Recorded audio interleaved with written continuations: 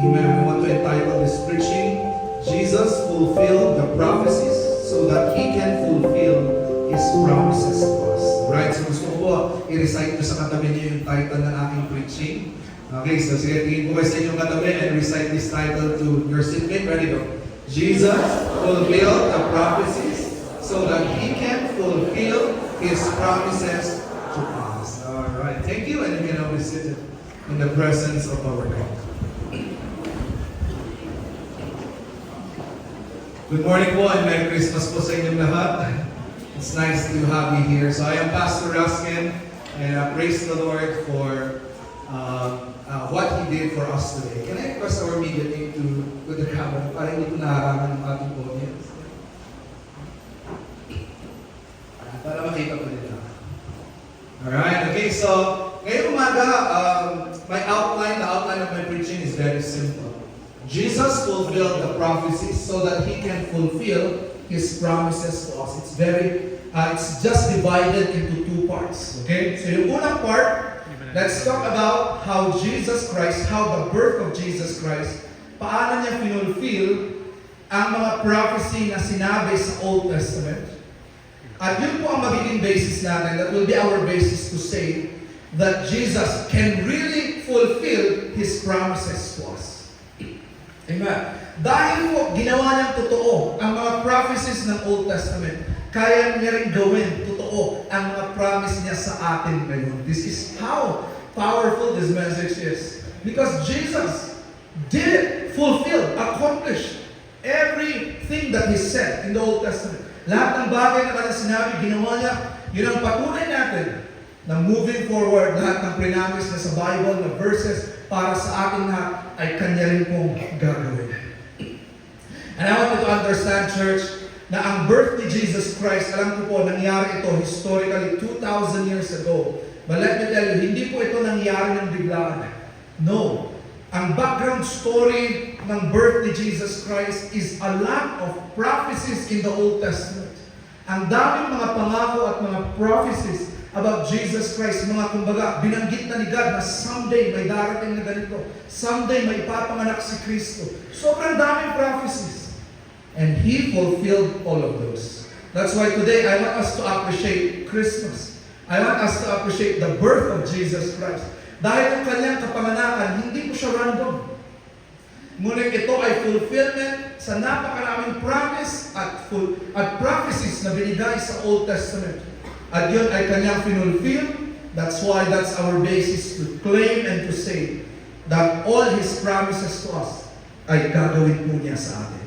Kaya masabi ko sa ating text na binasa kanina, look at this verse, now all this was done. Ito po, nung tayo na maipapanganak na si Jesus Christ, sabi niya, lahat ng bagay na nangyari sa Old Testament, all of these things were done that it might be fulfilled. Ibig sabihin, mga sinabi na ito ng Old Testament, na someday may papanganak na ganito, may darating na ganito. At lahat yun na-fulfill kay Jesus Christ, which was spoken of the Lord. Pinangako na ito ng Panginoon by the prophet saying, behold, a virgin shall be with child and shall bring forth a son. And so this morning, pag-aralan natin, what is the background story of Christmas? What are the prophecies that were fulfilled? Okay, so are you ready to learn? Okay, say po natin.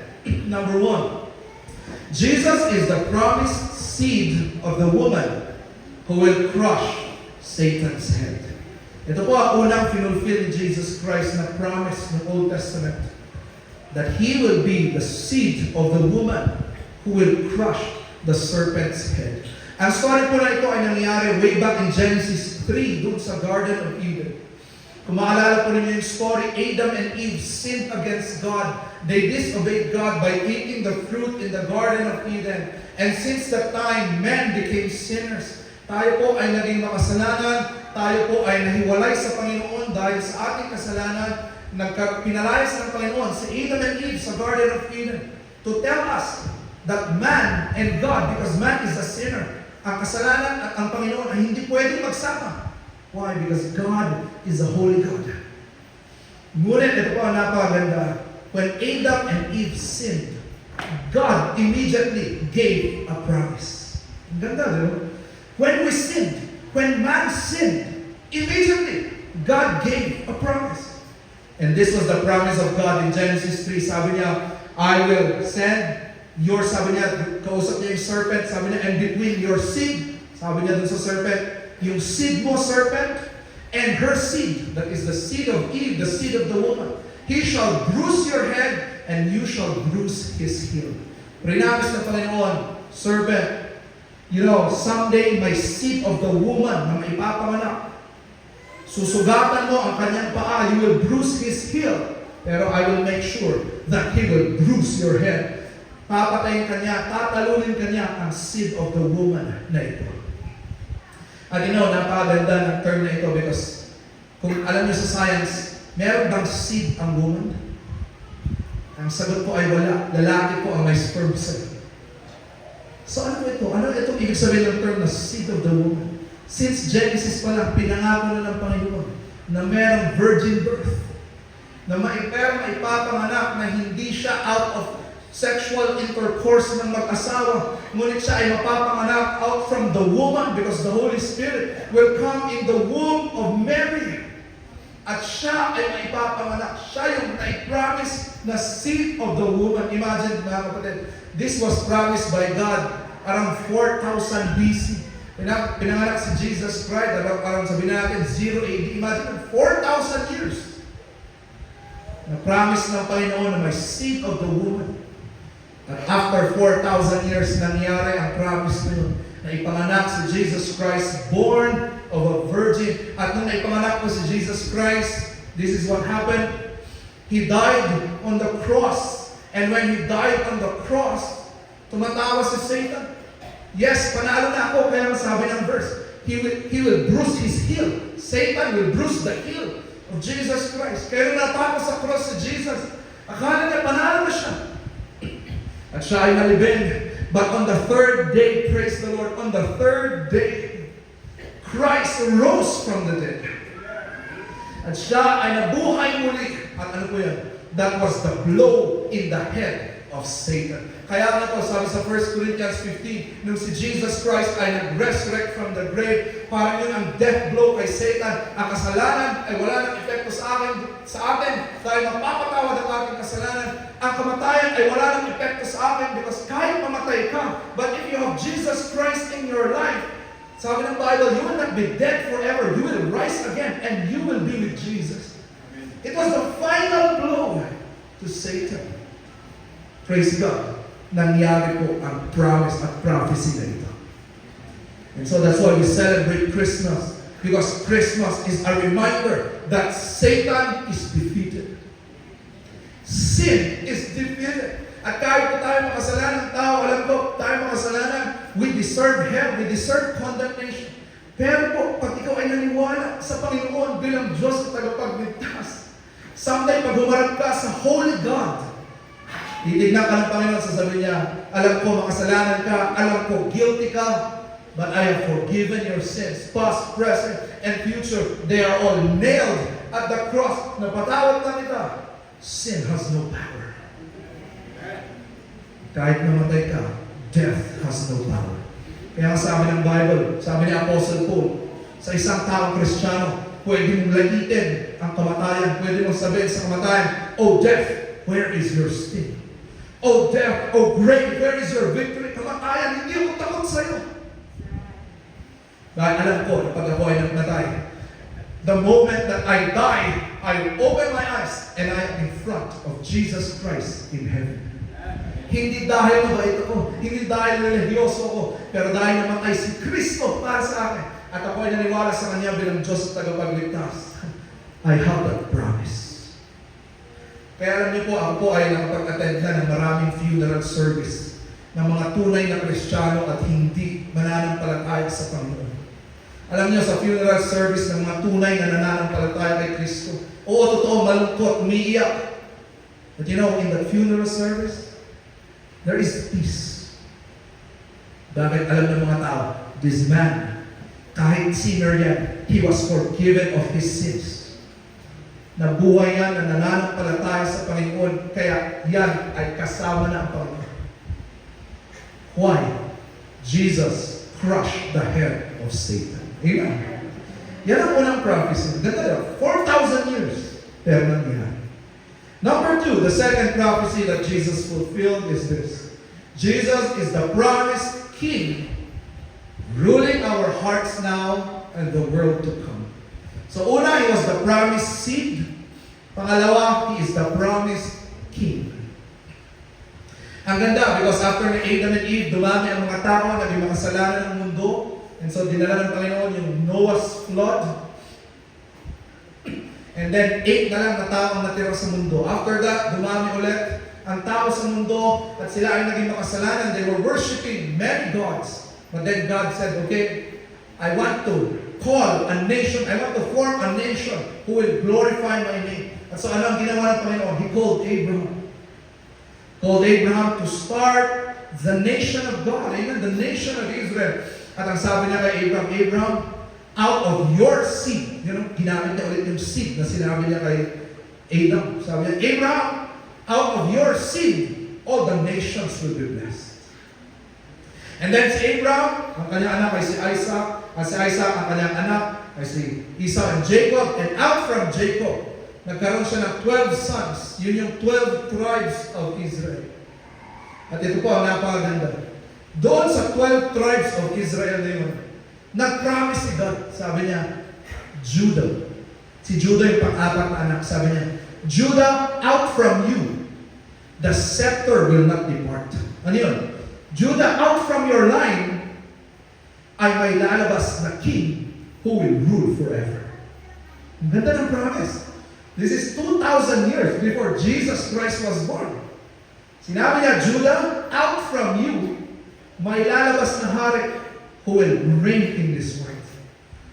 At so out from Judah, nagkaroon ng anak si Judah, ang dami niyang anak.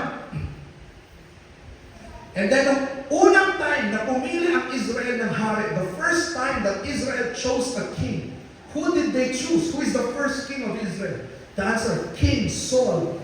But King Saul is not from the tribe of Judah.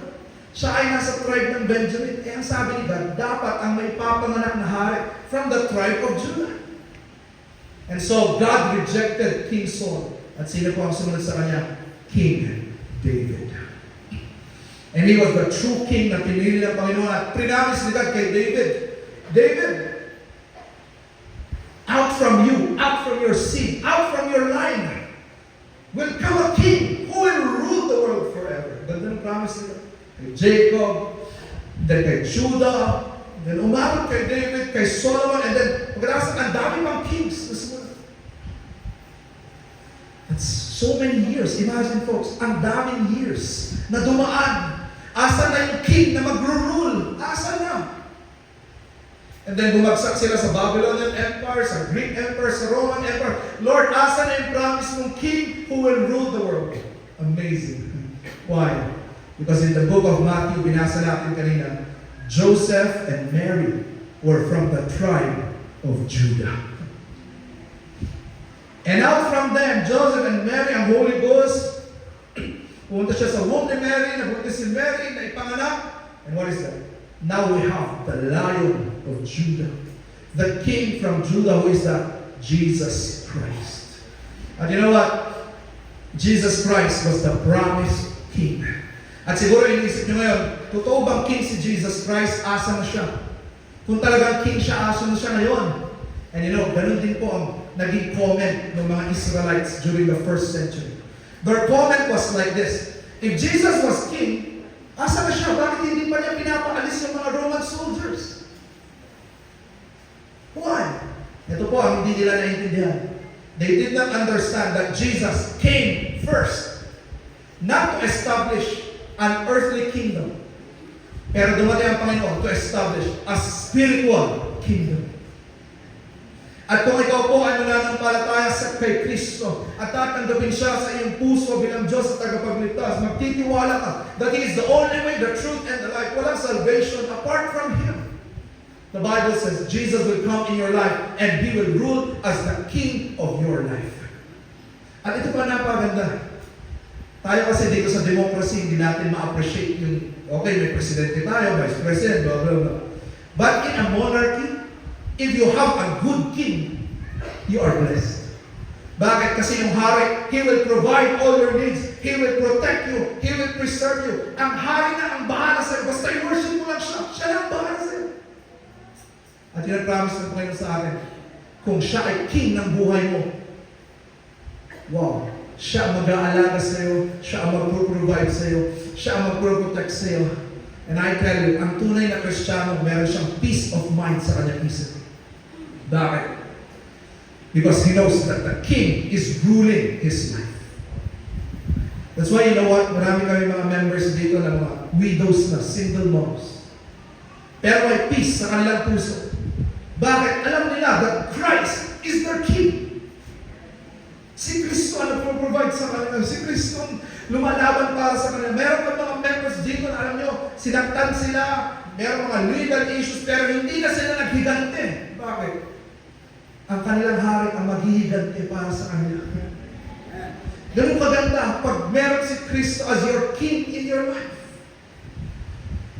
Hindi ka mag-aalala. Why? Because the king is in your life. Amen.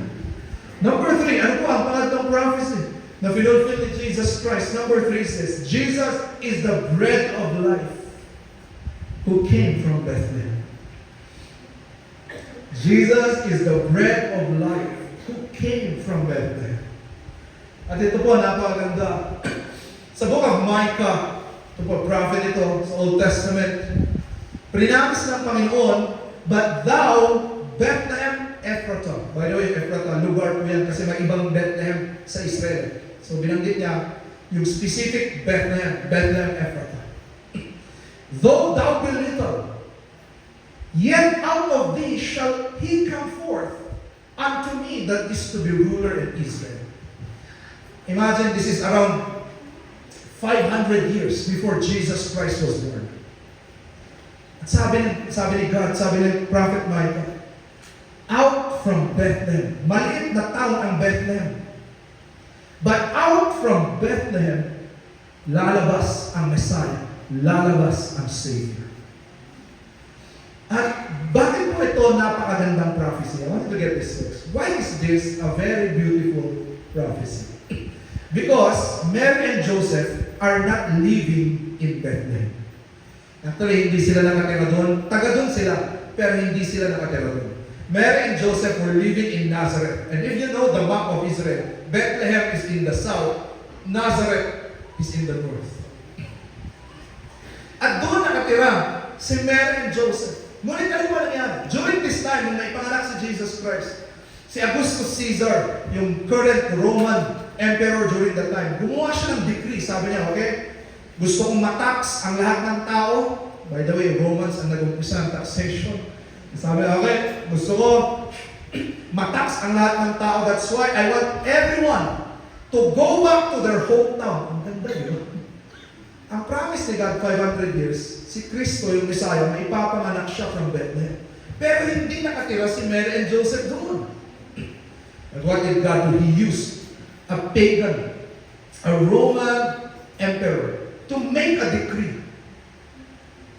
na papuntahin lahat ng mga tao to their hometown. And so, nang buntis si Mary, they had no choice but to travel from Nazareth to Bethlehem. Dahil doon sila magre-register ng kanilang census, ng kanilang payroll, para sila ay magbayad ng tax.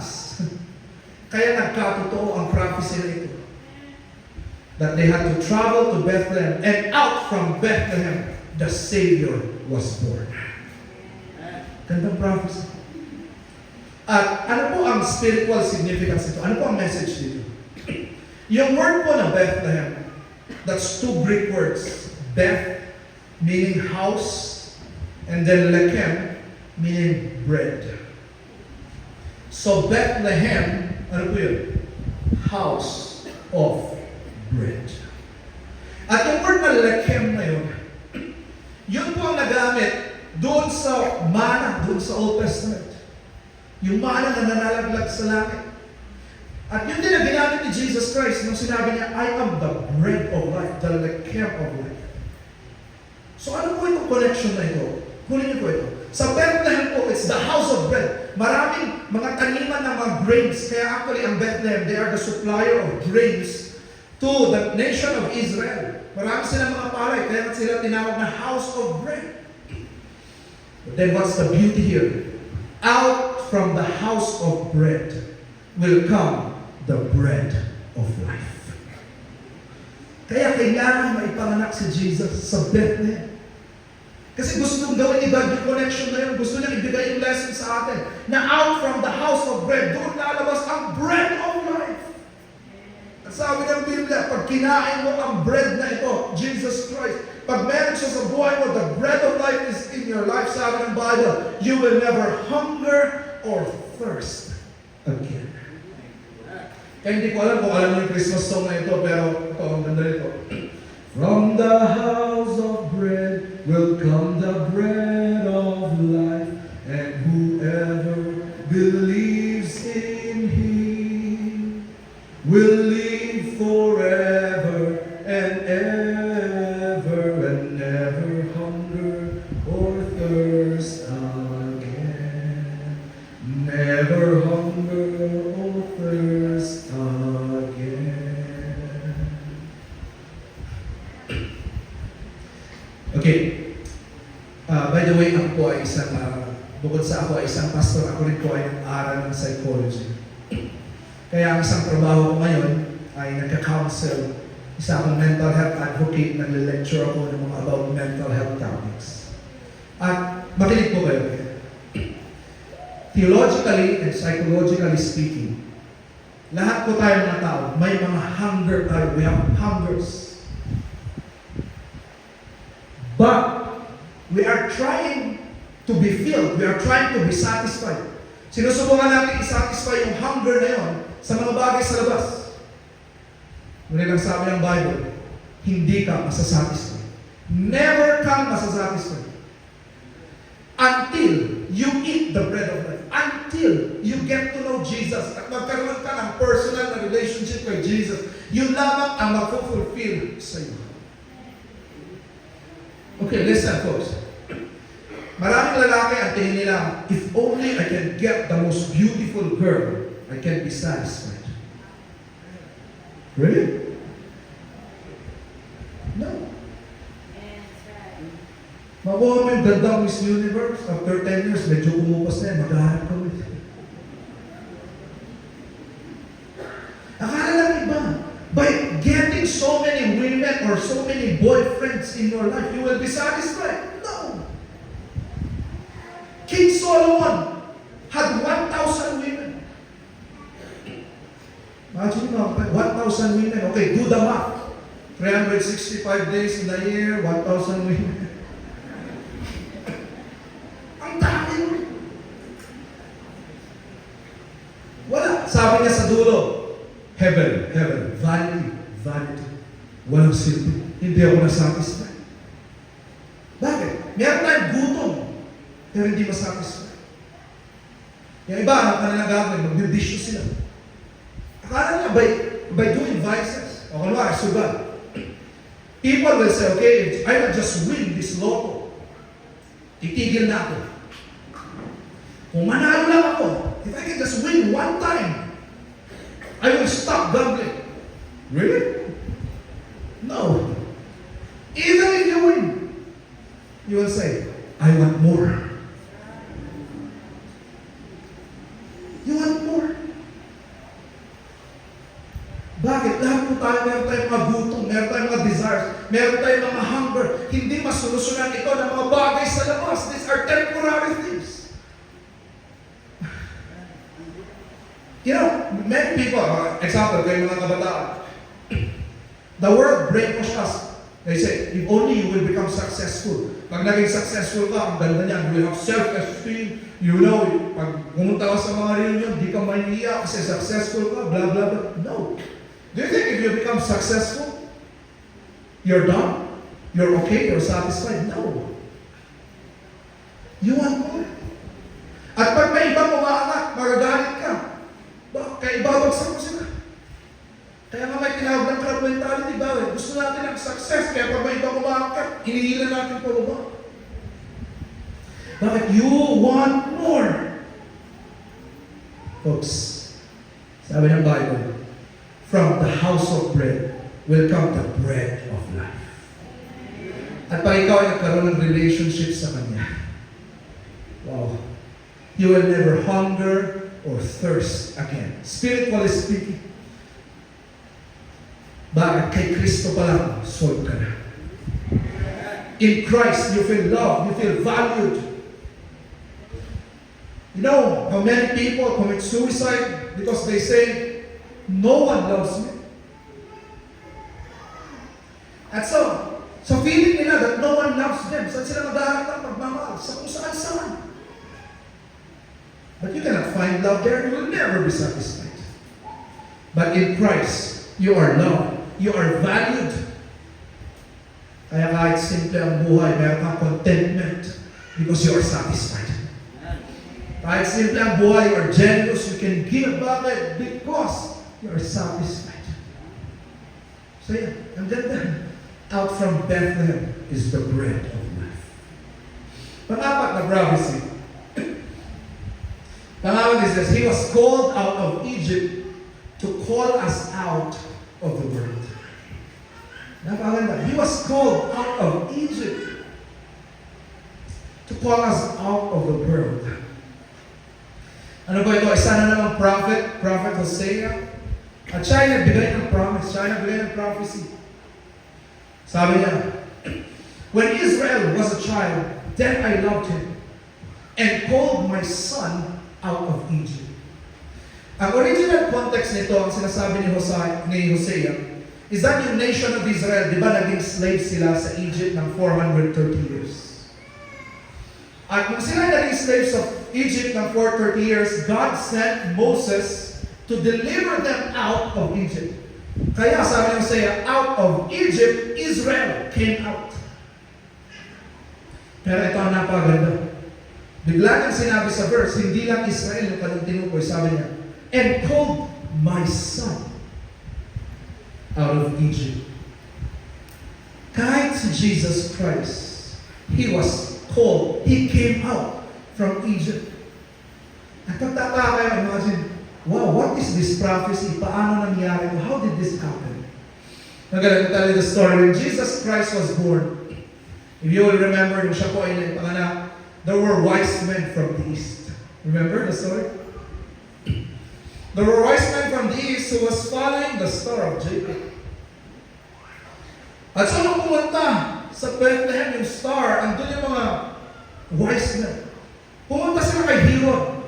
Sabi nila, Herod, asan na yung king of the Jews na naipanganak? Sinundan namin yung star at dito kami dinala at meron yung king of the Jews na naipanganak. Eh si Herod, siya yung king ng Judea area. So kinabahan siya, sabi, ako ang king dito. Ano sinasabi ng may naipanganak na king of the Jews? At so kinabahan si King Herod at ano ang kanyang sabi, he made a decree, he made an order. Sabi niya, I want you to kill all the kids, 2 years old and below. Kill them. But kinabahan siya that there was a king. Remember in the Old Testament, nung palabas na, nung may panganak si Moses to deliver the Israelites out of Egypt, ganun din ang ginawa ni Pharaoh, di ba? Sabi niya, patayin lahat ng mga bata.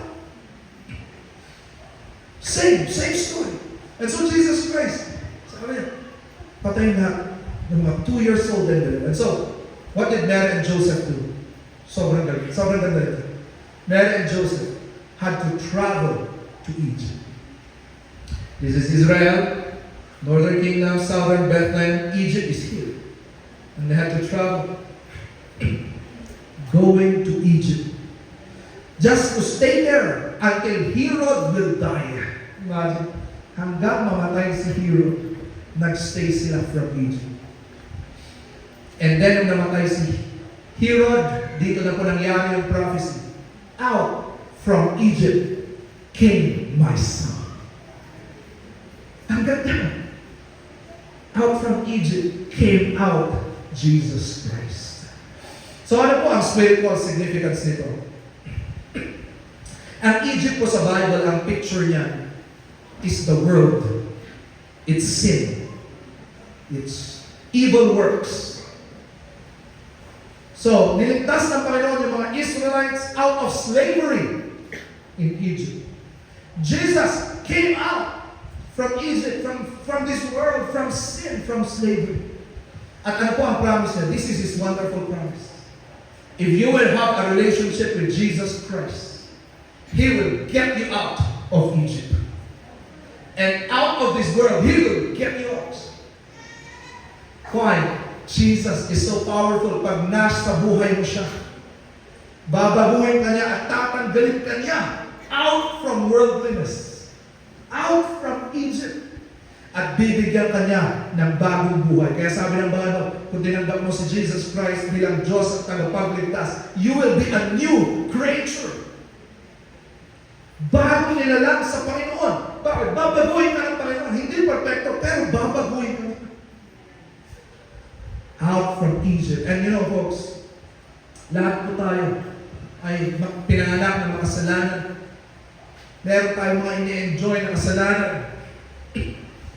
But you know, only Christ can get us out.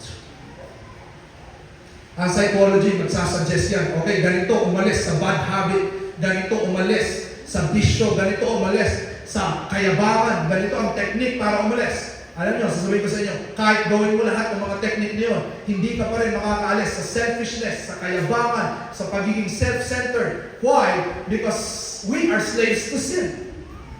At gusto natin yan. Gusto natin maging mayaman. Ang sarap maging mayaman. Ang sarap maging self-centered. Sarili mo lang iniisip.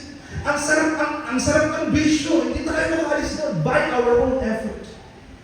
But Jesus said, His Son came out from Egypt. And if we believe Him, He will get us out from Egypt. At bibigyan niya tayo ng bagong buhay. Kaya alam niyo po, mga kaibigan, hearing dito po sa Holy Ghost Baptist Church, nakakatuwa ang mga stories namin dito. Hindi perfecto ang mga members dito, ngunit sila ay binago at binabago pa rin ng Panginoon. Meron kami dapat mga members dito na na-involve sa drugs. O baka katabi yung isa. Na-involve sa drugs. Binago yan ng Panginoon. Mga nabuhay na puno ng kayabangan. Mga nabuhay sa mga maling paniniwala. Binago yan ng Panginoon. Called them out from Egypt. And ngayon, they are becoming like Jesus Christ every day. At yun ang pangalan ng Panginoon. Sa lahat ng maniniwala sa Kanya bilang Diyos tagapagligtas. Continuously, He will change you, make you more like Jesus Christ. At habang binabago ka niya, alam niyo, natututo kang maging contento sa buhay, natututo kang maging loving, natututo kang maging patient, kind. The fruit of the Spirit is love, joy, peace. Lumalabas ang mga characters na ito sa iyo. Why? Binabago ka ng Panginoon. Natututo kang magbasa ng Bible, mag-church, mag-serve sa Panginoon, mag-sacrifice. Wow. He is changing your life. Amen? At panghuli, ano ang pang-limang prophecy na fulfill in Jesus Christ? He fulfilled every promise and every prophecy. Ito yung keyword dito sa point, at the appointed time. At the exact moment, lahat ng sinabi sa Old Testament nangyari. Kaya nga sabi sa Galatians 4 verse 4, but when the fullness of time was come. Yan, ang ganda ng term. Nung eksakto na yung timing, God sent His Son. You know, marami pa sana akong points, pero kulang na tayo ng time.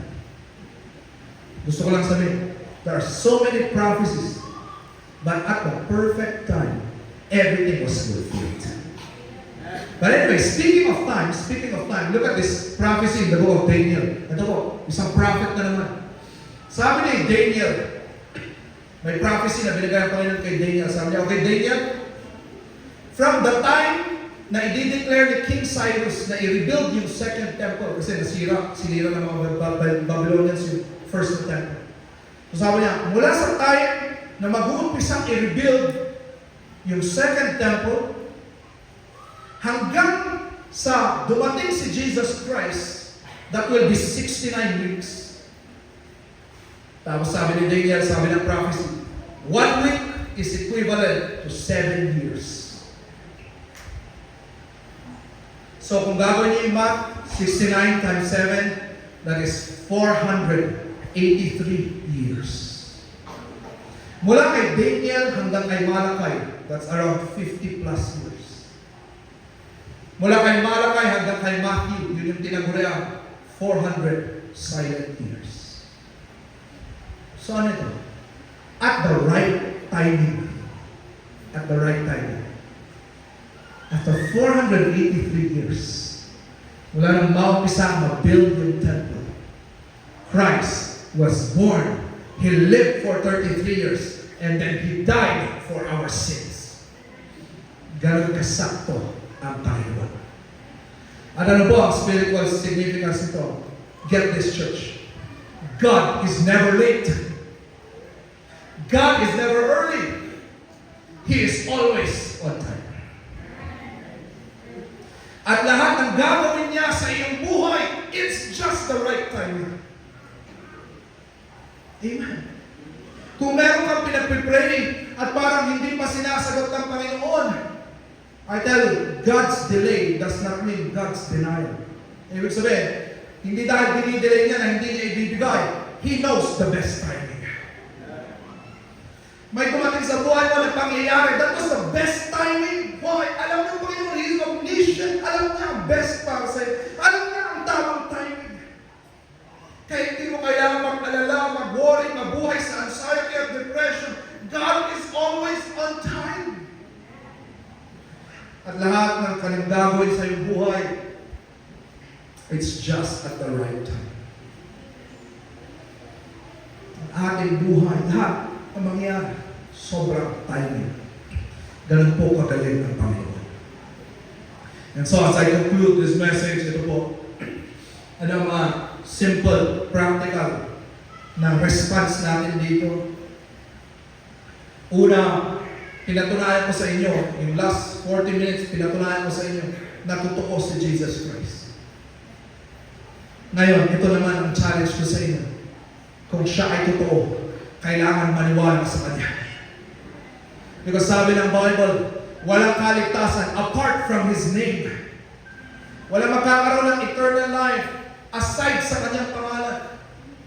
No church can give you eternal life. Only through Jesus Christ.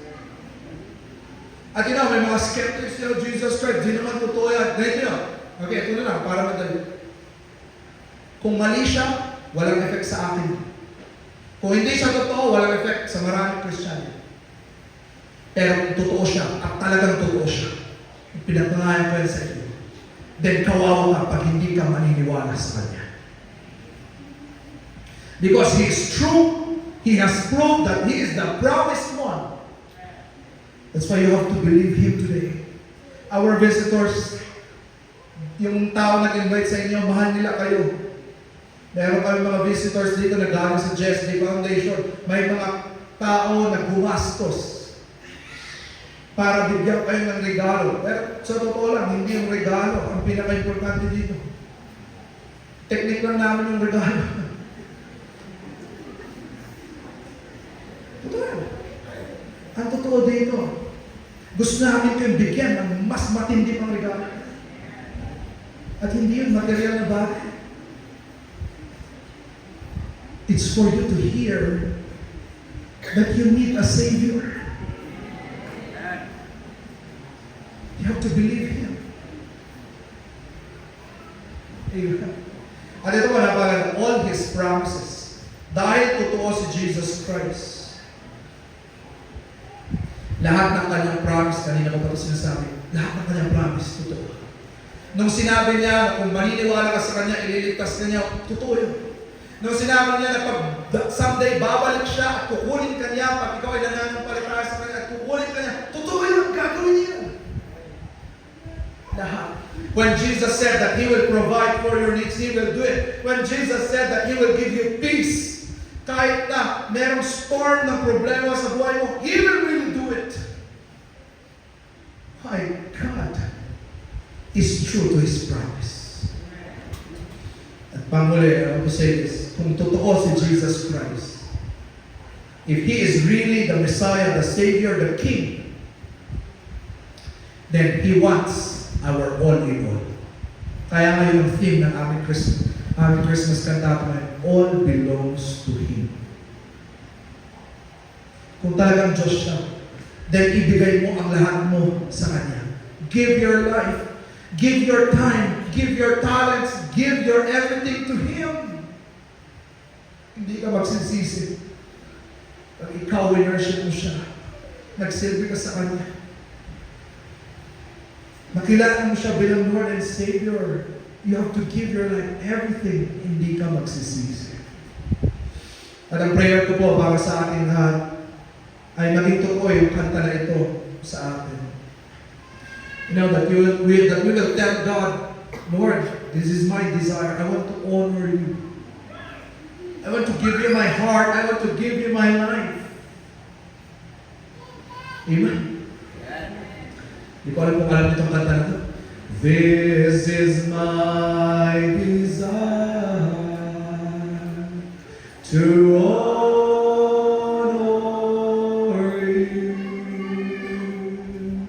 Lord, with all my heart I worship you.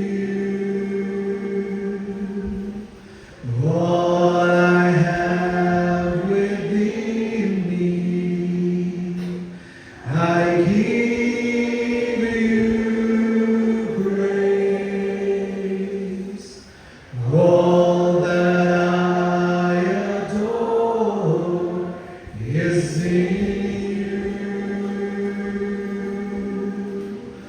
Lord, I give you my heart. I give you my soul. I live for you alone. Every breath that I take, every moment I'm awake. Lord, have your way. Kung tayo lahat, ulitin natin yung song of Foster, and let's sing this prayerfully. Let's sing this as a song of commitment. Lord, I give you my life. Come on, let's sing it. This is my